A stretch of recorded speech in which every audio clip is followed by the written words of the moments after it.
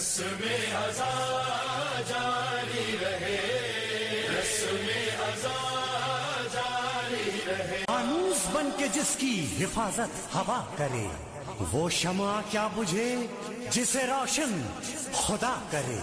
شمع سے شمع جلے، سلسلہ جاری رہے، رہے آزاداری رہے، شمع سے شمع جلے. أعوذ بالله من الشيطان الرجيم. بسم الله الرحمن الرحيم. الحمد لله رب العالمين. الحمد لله كما هو أهله. الصلاة والسلام على سيد الأنبياء والمرسلين وعلى أهل بيته الطيبين الطاهرين الذين أذهب الله ليذهب عنكم الرجس أهل البيت ويطهركم تطهيرا.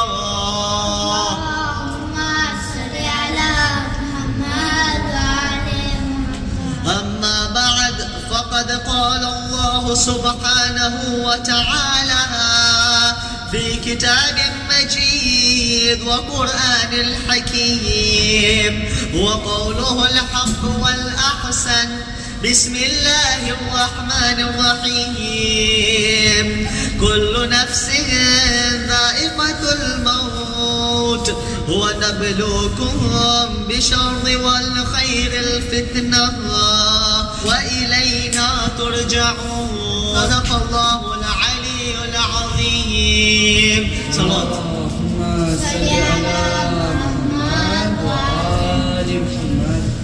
ہر تعریف اس رب العزت کے جن کے قبض قدرت کے اشارے پر سارے عالمین جھکتے ہیں، جنہوں نے خود کے امر سے ہمارے بدن میں روح پھونکنے سے پہلے اس عالمین کو اولی الامر کی صورت میں ہدایت کا سرمایہ دیا تاکہ انسان کو صراط المستقیم پر چلنے میں آسانی ہو جائے. صلوات بھیجئے محمد و آل محمد. اللہم صلی علی محمد و آل محمد. عزیزان من، کیونکہ مرحومین کا اصال ثواب کی مجلس ہے اور ہم بھی ایک دن موت کو گلے لگانا ہے، لہٰذا اس مشہور و معروف آیا پر گفتگو کرنا ہے تاکہ ہم اس دنیا میں اپنی رسپانسبلٹی کو سمجھیں اور ابھی سے ہمارے آخرہ کے بینک اکاؤنٹ کو بھرنے لگے.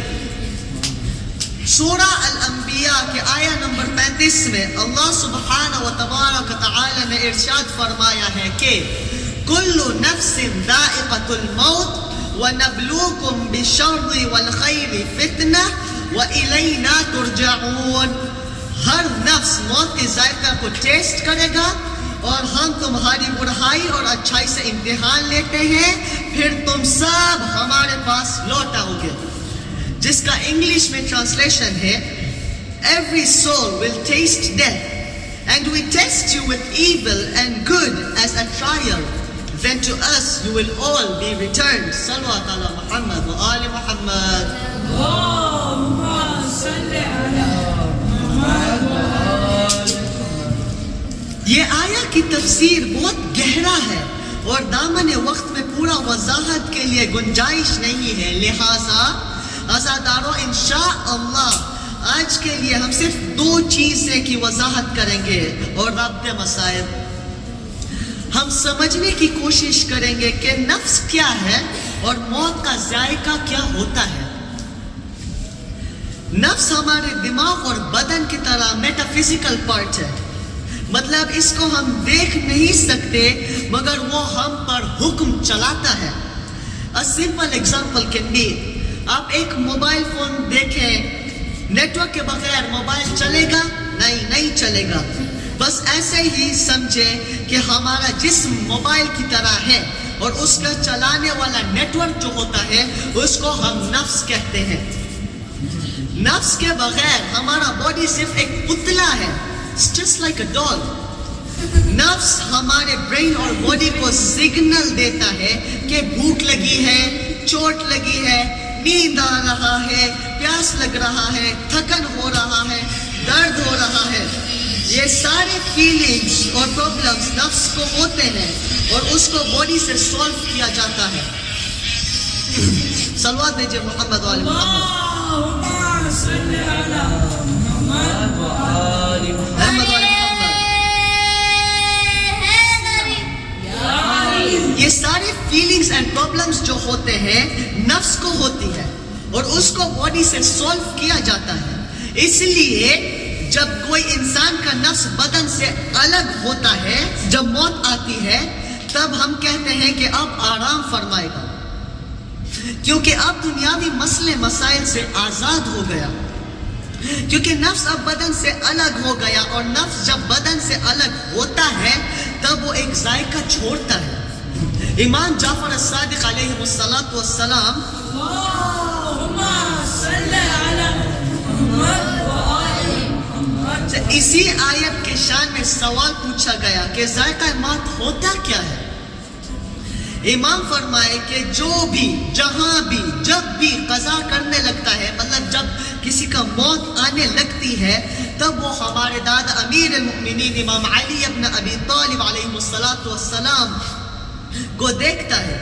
اگر اس کے دل میں ولایہ نہیں ہے تو اس کا روح جب گلے سے نکلے گا تو شجر زقوم سے بھی زیادہ کڑوا ٹیسٹ چھوڑے گا, اور اگر مرنے والا ولایتی ہے تو اس کا روح قبض ہوتے وقت گلے میں شہد سے بھی زیادہ میٹھا ذائقہ ملے گا. MashaAllah. اب سمجھ لیجئے آل محمد کے بچے بچے کی حکمت کہ جب کربلا میں امام حسین نے 13 سال کے حضرت قاسم کو پوچھا کہ اے قاسم, موت آپ کے نزدیک کیسا ہوتا ہے, تو حضرت قاسم نے فرمایا احلن من الاصل, چچا جان موت میرے نزدیک شہد سے زیادہ شیرین ہے, sweeter than honey.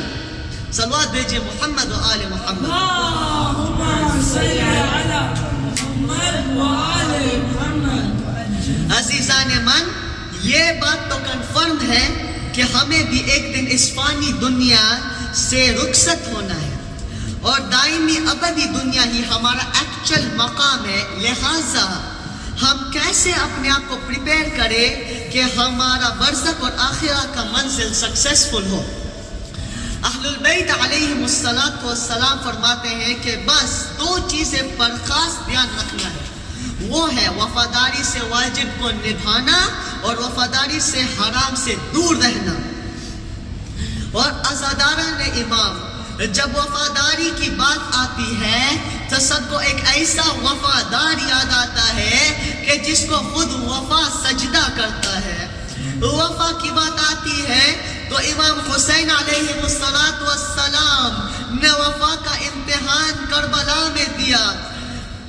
آئیے سب مل کے کربلا والوں کو ایسا سلام کرے کہ جس طرح امام زمانہ سلام کرتے ہیں. آئیے سب مل کے حسین کی صدا بلند کرتے ہیں, السلام علی الحسین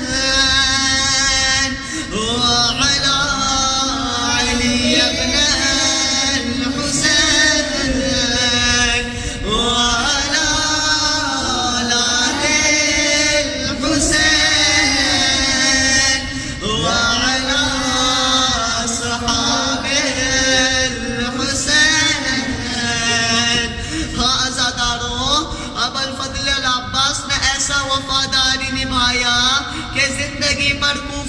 مدینہ اور مکہ سے کربلا تک صبر کا گھونٹ پی کر گٹ گٹ کے دیکھتے رہے کہ آل رسول پر ظلم ہوتا ہوا, مگر کیونکہ وقت کے امام نے تلوار چلانے سے روک دیا, مولا عباس نے وفاق سے صبر کیا، وہاں تک کہ کربلا میں بھی جنگ کی اجازت نہیں ملی، بس پیاسے طرف تو بچوں کے لیے پانی لانے کی اجازت ملی۔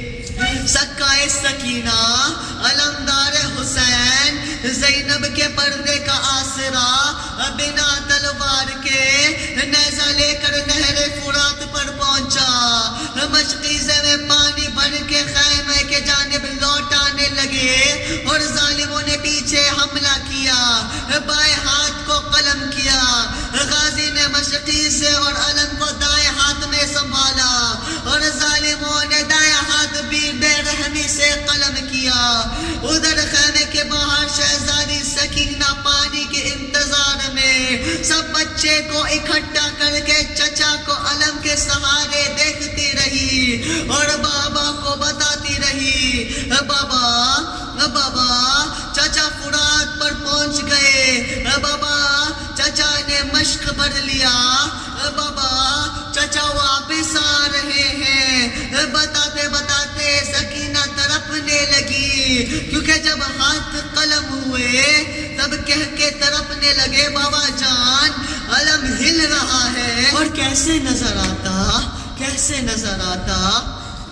غازی کے دونوں ہاتھ قلم جو ہو گئے، اب مشقیزے کو دانت میں دبا کر سکتا آگے بڑھے کہ کیسے بھی سکینہ کو پانچی پہنچا دوں، میرے 6 ماہ کے علی اصغر پیاسا ہے۔ اتنے میں حرملہ لعین نے ایسا نشانہ لگایا مشق کو، مشق چت گیا، پانی کے ساتھ عباس کے ارماں بہ گئے۔ اب علمدار نے گھوڑے کو فرات کی طرف واپس موڑ دیا، بن ہاتھ کے میرے مولا پر چاروں طرف حملہ کیا گیا، آنکھوں میں تیر لگائے گئے اور سر پہ ایسا گرز لگا کہ غازی عباس گھوڑے کے زی سے منہ کے بل بنا ہاتھ کے سہارے کربلا کی جلتی ریت پر ایسے گرے۔ انا للہ و انا الیہ راجعون، الا لعنت اللہ علی القوم الظالمین وسيعلم الذين ظلموا أي منقلب ينقلبون۔ سورة المباركة الفاتحة۔ إنا لله